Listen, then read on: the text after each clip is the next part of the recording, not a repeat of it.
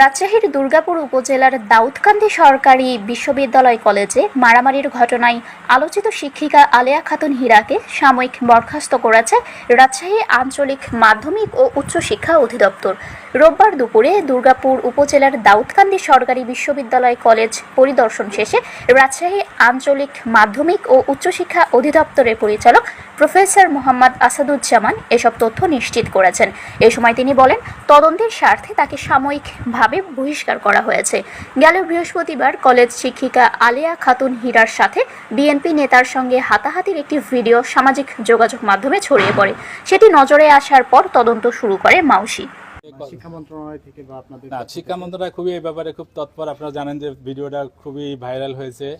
এটা নিয়ে সব পক্ষ বিপক্ষ অনেক কথাই হচ্ছে।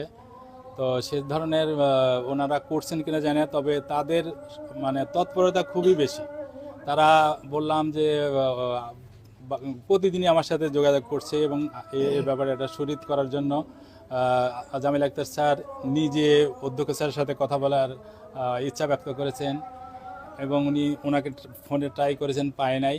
তারপরে আলেয়া আক্তার হীরা ম্যাডামকেও উনি কথা বলতে চেয়েছেন, ওনার ফোনও পায় নাই। আমি আলেয়া ম্যাডামকে স্যারের নাম্বারটা দিয়েছি এবং তাৎক্ষণিকভাবে ওনার সাথে কথা বলবেন। তারপরে শিক্ষা মন্ত্রণালয় আমাদেরকে যে এটা দেন, প্রাথমিকভাবে আলেয়া খাতুন হীরারে সাময়িক বহিষ্কার করার আমরা চিন্তা করছি। যে উনি আপাতত, যেহেতু আমি শুনেছি উনি সরকারি শিক্ষক না, আমাদের মাউসির আন্ডারে উনি চাকরি করেন, এই এমপিওভুক্ত টিচার। সেই হিসাবে যতদিন ওনার এই ব্যাপারটা সুষ্ঠু তদন্ত না হয় ততদিন ওনাকে আমরা সাময়িক বরখাস্ত হিসেবে রাখবো। এটা আমি এখানে অধ্যক্ষ যিনি আছেন তাকেও বলেছি এবং এখানে আজকে যিনি দায়িত্ব পালন করছেন তাকেও আমরা এটা বলেছি, যাতে এটার সমাধান না হওয়া পর্যন্ত উনি সাময়িক বরখাস্ত হিসেবে থাকবেন।